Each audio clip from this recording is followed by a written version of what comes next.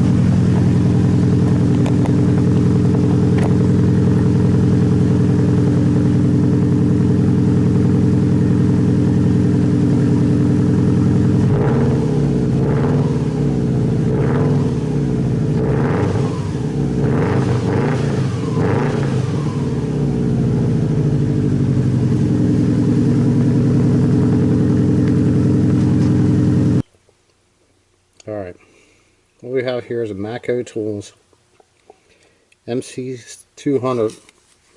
Really nice pocket OBD2 scanner. Clears codes. Do a couple other things with it. I got some stuff I have to check in the Subaru, so figure I'll plug this thing in and you guys can see what it looks like.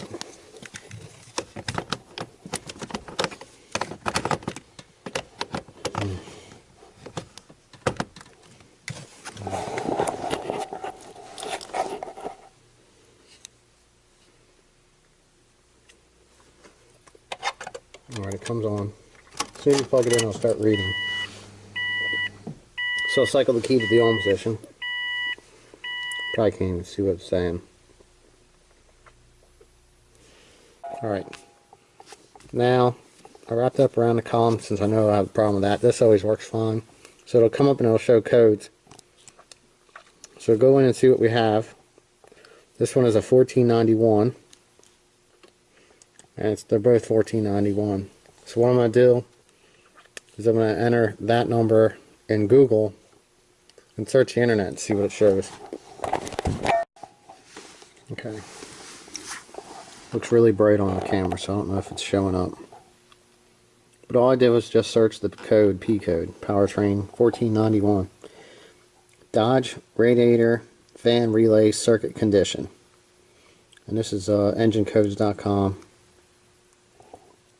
And this one actually is pretty decent. Faulty radiator fan control relay. Radiator fan control relay harness is open or shorted. Radiator fan control relay circuit poor electrical connection. Alright, so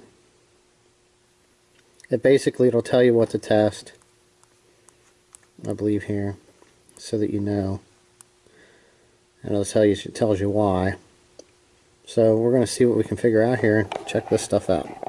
Alright, now that we know what our code is, we want to see if it's going to come back a second time. What you do is you hold this erase. Actually went down, so you hold it in. And it'll actually come up and say erase trouble codes. And then I just press it and hold again. Then it comes up flashing erasing.